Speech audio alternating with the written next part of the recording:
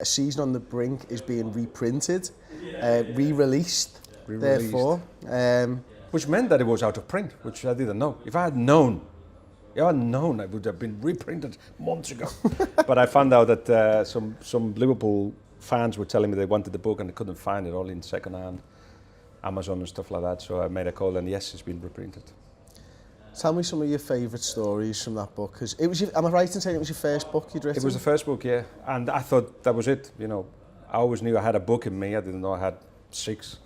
But it was special for many reasons. It was special because I was there the first day that the new coaching staff came to Melwood. I took them out. This actually is not in A Season on the Brink. But Rafa didn't want to come out that day, but the rest of them, Ocho Torena, Paco Herrera and Paco Ayestaran, said to me, do you know any restaurants in Liverpool? This is 2004, okay? No great restaurants, but no money either. So I don't know any restaurants. But the answer was, yes, of course I know lots of restaurants. But what restaurants do I know?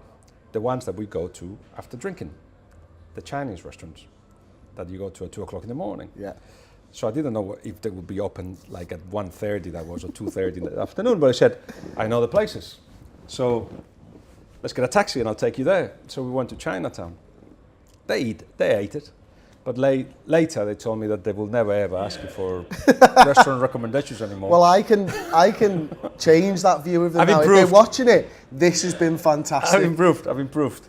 But yeah, it was like, you took us. I was like, I was a student. I didn't know anything. Restaurants. What the hell do I know? You know. McDonald's, please. Let's go.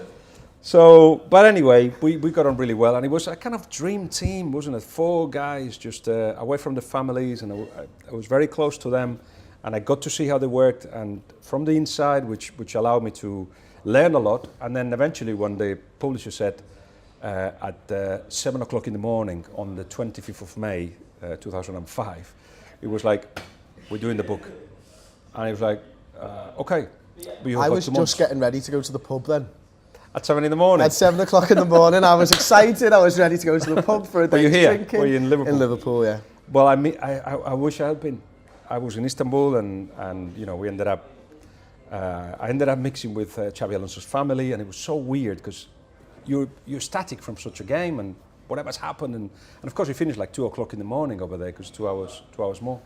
And then the next thing's like, right, what do we do? Are we going to the hotel? Let's go to the hotel. And when Xabi saw me, he's like, come on, sit down. And he was in a big circle, and it was all his family. And they were all like this. It was good, wasn't it? Yeah, it was good. Anyway, some more water. Yeah, some more water. Thinking, where's the party? The party was... in Chinatown in Liverpool. Maybe. Oh no, where Jamie Carragher was partying.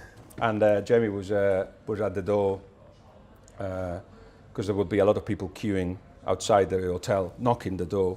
And Jamie would be...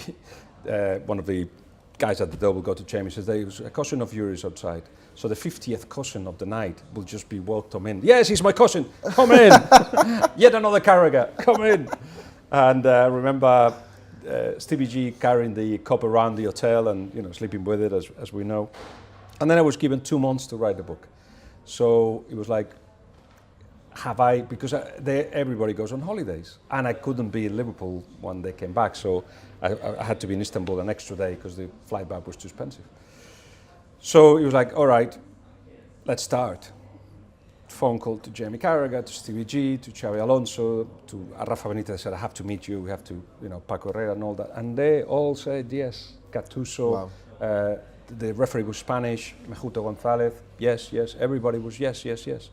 So in 2 months, I managed to put the story together, what happened there, and the stories are the halftime stories. I got in my head that when I go on Thursday to meet Jurgen Klopp, I'll tell him what happened at halftime in Istanbul, and I'd like to know what he thinks of it and what he would have done, because in those 7 minutes, you know, you had to change the mentality of the players, you had to change the tactics, you had to bring Haman in. So of course Traore goes, and he starts showering. And then Finan, the physio says Finan is injured, and Finan is shouting, I'm not injured. But he put something in the middle, I'm not injured.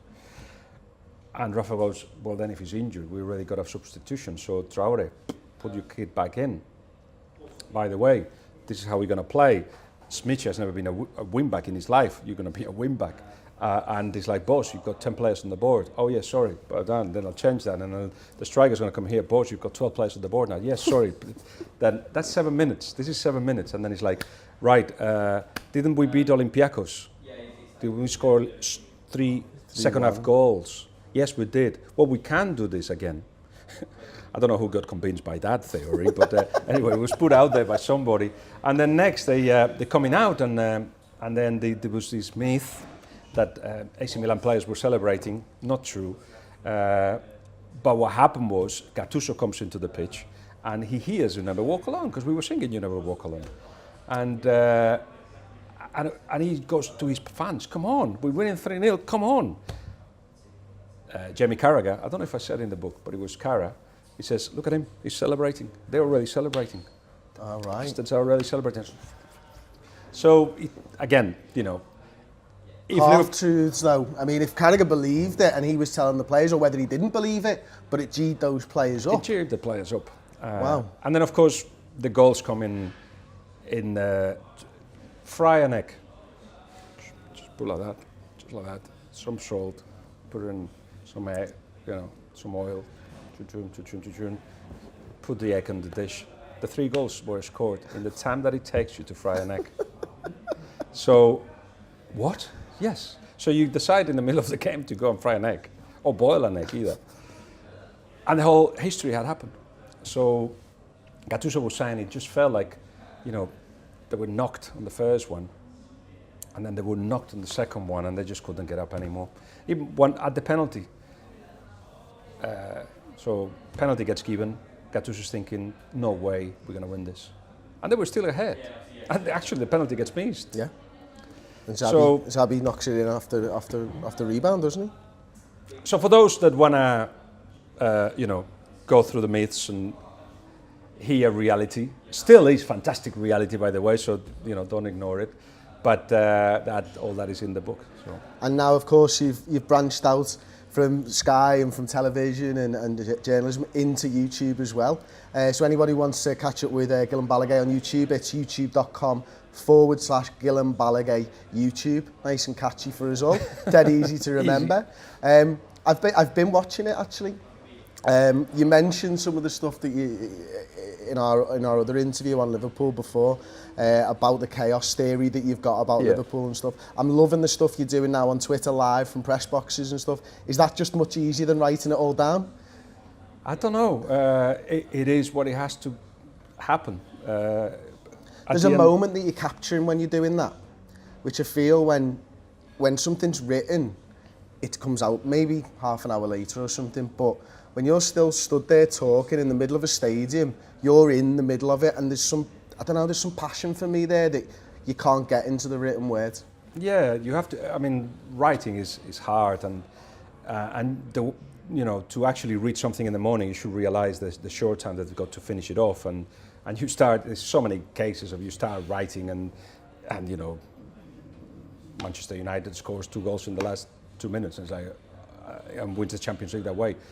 Nothing of what you've written makes sense because a lot of us, and I'm generalizing here, but get affected by the result. The result as a story is very difficult to say, but they did not deserve it.